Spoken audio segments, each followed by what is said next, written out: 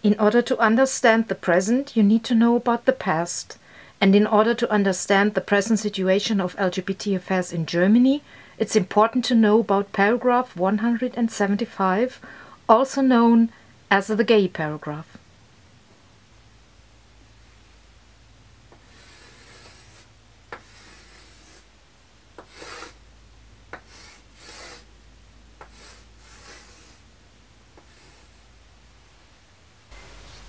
Today, paragraph 175 looks innocent on paper. But how much pain did it cause? Weggefallen means repealed, by the way.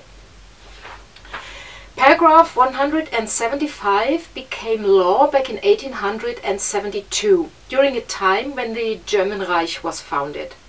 It had predecessors, but I don't want to go into too much detail here. This video is supposed to give just an overview, and I most definitely will make more videos about different topics that I mention. The original text goes like this. Sodomy between members of the male sex or with animals has to be penalized with a prison sentence and the loss of civil rights. That's the text of 175, and it stayed that way pretty much the same for about 60 years. It's worth mentioning that the 1920s in Berlin have been quite liberal. If you're interested to learn more about these years, I can recommend the book Gay Berlin, Birthplace of a Modern Identity by Robert Beachy. It's written in English, but also available in a German translation. In 1935, the Nazis made paragraph 175 a lot harsher. From now on, a simple kiss or a glance was sufficient to be prosecuted. Homosexuals were sent to concentration camps where they were tortured, and many of them died. Every prisoner in a concentration camp had to wear a colored badge so that the groups could easily be distinguished. Like, for example, green was for criminals, red for political prisoners, gays were pink, and they were the lowest in hierarchy. After the war, we had two Germanys, where the German Democratic Republic changed paragraph 175 back to its original text. The Federal Republic of Germany left it almost untouched. All victims of the Nazi terror were rehabilitated. The gay victims were not. They were sent back to prison instead. I found statements from members of political parties and the Federal Constitutional Court that made my skin crawl with disgust and anger. While writing this script, I needed to take a break at this point. Let's just do that again.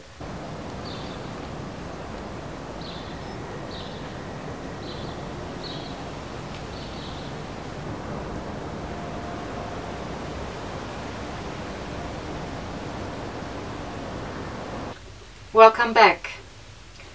According to a verdict in 1957, paragraph 175 was not influenced by Nazi philosophy, but is the result of Christian tradition. Gays and lesbians are treated differently because male and female sexuality has to be judged differently. A homosexual man has an unrestrained sex drive, whereas a woman's sex drive is limited by biological reasons. Well, in the 70s, the paragraph was changed. Gay sex was now unpunished when men were of legal age. The German Democratic Republic repealed the law completely in the late 80s, and after the German unification, it was applied to the whole country in 1994. Peace, joy, and pancakes. Right? Wrong. Victims of Nazi terror were rehabilitated afterwards, symbolically on the 17th of May. But victims from 1945 to 1994 are not. About 40,000 people until this day. The reason? because the discussion is still going on. Was paragraph 175 illegal after 1945 or not? How I understand it, it's because of the 1957 verdict of our Federal Constitutional Court that I mentioned earlier.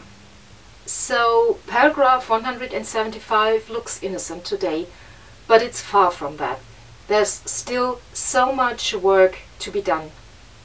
I put links in the description. They are in German, but I hope to translate some of the texts on my website soon, especially the verdict of 1957. See you soon.